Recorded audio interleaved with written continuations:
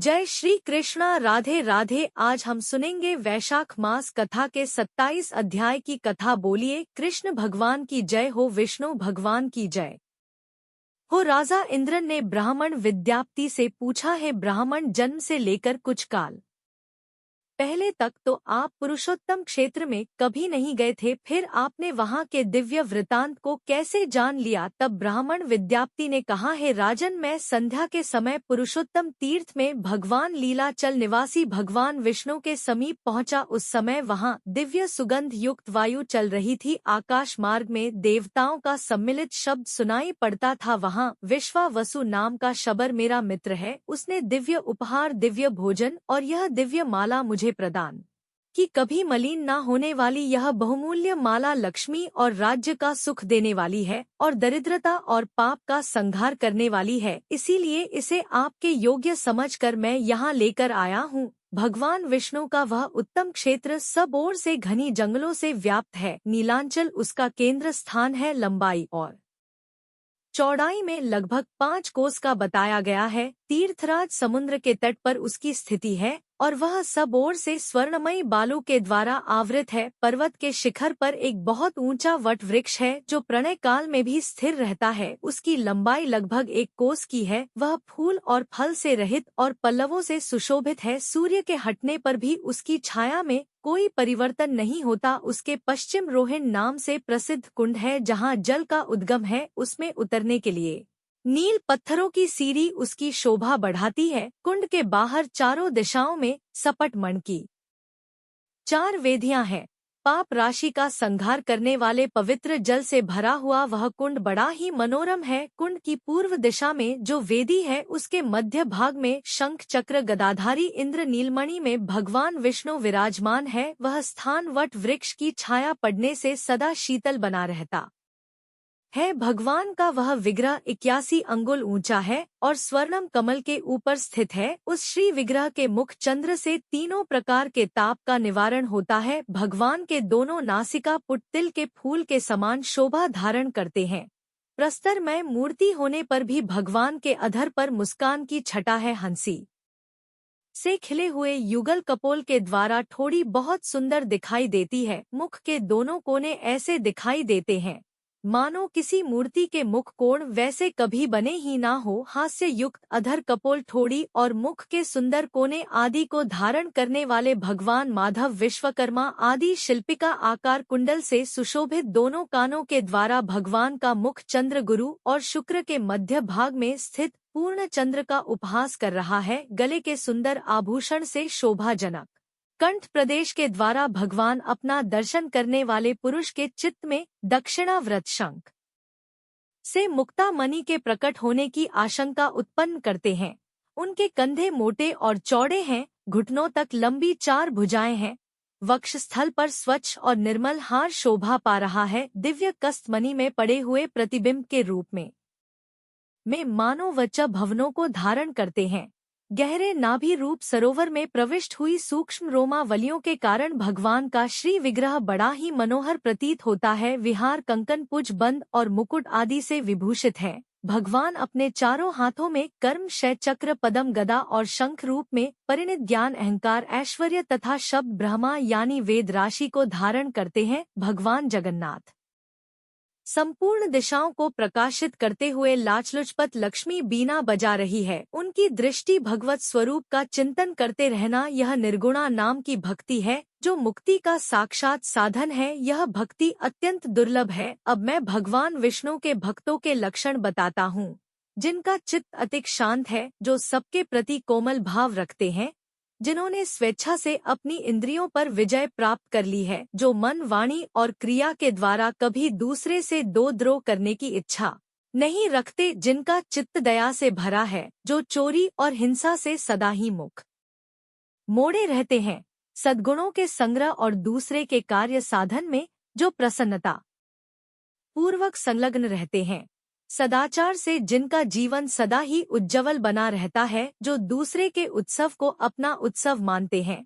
सब प्राणियों के भीतर भगवान वासुदेव को देखकर कभी किसी से भी ईर्षा भाव नहीं रखते, दिनों पर दया करना जिनका स्वभाव बन गया है और जो सदा परहित की इच्छा रखते हैं, अविवेकी मनुष्यों का विषयों में जैसा प्रेम होता है उससे 100 गुना अधिक प्रीति का विस्तार वे भगवान श्री हरि के प्रति करते हैं। नित्य कर्तव्य बुद्धि से विष्णु रूप शंकर आदि देवताओं का भक्ति पूर्वक पूजन और ध्यान करते हैं।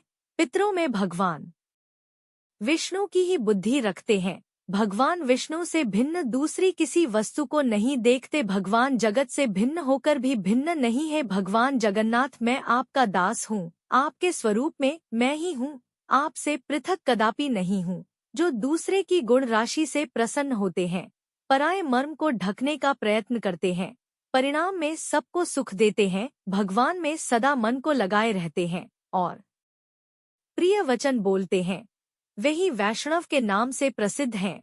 जो भगवान के पापहारी शुभ नाम संबंधी मधुर पद का जप करते हैं और जय जय की घोषणा के साथ भगवान नामों का कीर्तन करते हैं, वे महात्मा वैष्णव रूप में प्रसिद्ध हैं।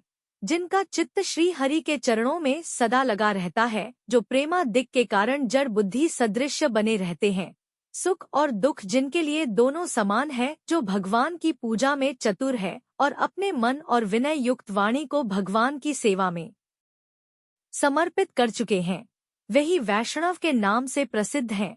मद और अहंकार गल जाने के कारण जिनका अंतःकरण शुद्ध हो गया है